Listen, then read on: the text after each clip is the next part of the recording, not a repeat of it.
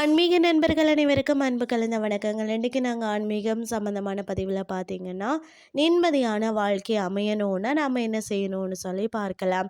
நாம் ஒவ்வொருவரின் வாழ்க்கையிலும் ஒவ்வொரு பிரச்சனை இருக்கும். அதாவது அந்த பிரச்சனைகள் அனைத்தும் நீங்கணும்னு சொன்னால் அதற்கு தெய்வத்தின் அருள் வேண்டும். அதிலும் குறிப்பாக பெண் தெய்வ வழிபாடு அதீத பலனை கொடுக்கும்னு சொல்லலாம். அதிலும் குறிப்பாக அம்மன் வழிபாடு சிறப்பு மிகுந்ததாக இருக்கிறது. பெண் தெய்வ வழிபாட்டிற்கு சிறப்பு மிகுந்த நாளாக இருக்கிறது தான் வெள்ளிக்கிழமை. அப்படிப்பட்ட வெள்ளிக்கிழமை நாம செய்ய வேண்டிய வழிபாடு முறையை பற்றி பார்க்கலாம்.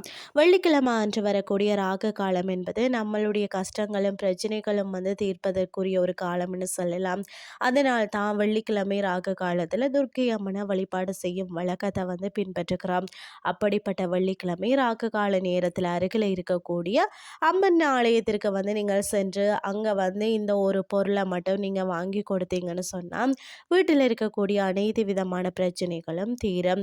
இந்த பொருளை அபிஷேகத்திற்காகத்தான் நீங்கள் வாங்கி கொடுக்கணும்.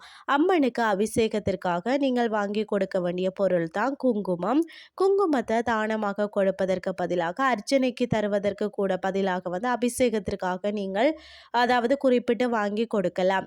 முடிந்தவரை அங்கிருந்து குங்கும அபிஷேகத்தை பார்ப்பதன் மூலம் கூட உங்களுடைய குடும்பத்தில் இருக்கக்கூடிய அனைத்து வகையான பிரச்சனைகள் தீர்வதற்குரிய வாய்ப்புகளும் உண்டாகும். இந்த பொருளை கண்டிப்பான முறையில் வெள்ளிக்கிழமை அன்று நீங்கள் வாங்கி கொடுக்கணும். அதுவும் ராகு காலத்தில் தான் வாங்கி கொடுக்கணும்.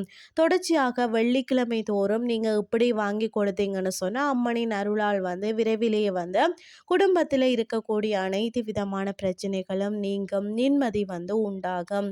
எந்த ஒரு வழிபாடாக இருந்தாலும் பரிகாரமாக இருந்தாலும் முழு நம்பிக்கையுடன் தொடர்ச்சியாக நாம செய்வதன் மூலம்தான் அந்த வழிபாட்டிற்கும் பரிகாரத்திற்கும் பலன் கிடைக்கும். ஒரு முறை செய்துட்டு எந்த பலனுமே கிடைக்கலன்னு நம்பிக்கை இல்லாமல் செய்யாமல் முழு மனதுடன் தொடர்ச்சியாக அம்மனை நீங்கள் வழிபாடு செய்ய நீங்கள் விரைவிலேயே உங்களுடைய குடும்பத்தில் இருக்கக்கூடிய அனைத்து விதமான பிரச்சனைகளும் தீரும் என்ற தகவலையும் கூறிக்கொள்கிறேன். இன்றைய ஆன்மீகம் சார்ந்த பதிவு உங்களுக்கு ரொம்ப பிரயோசனமாக அமைஞ்சிருக்கும்னு சொல்லி நானும் நம்புகிறேன். இதே மாதிரி இன்னும் மற்றும் ஒரு ஆன்மீகம் சார்ந்த பதிவோடு உங்களை சந்திக்கிறேன். நன்றி.